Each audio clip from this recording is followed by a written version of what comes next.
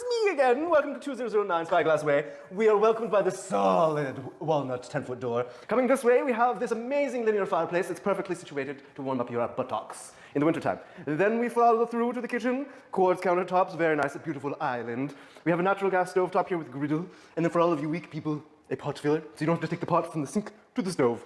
It's beautiful for us weak-armed individuals. Over here we have our beautiful side-by-side fridge freezer, perfectly situated and large enough to put yourself in it. Remember that from the last video?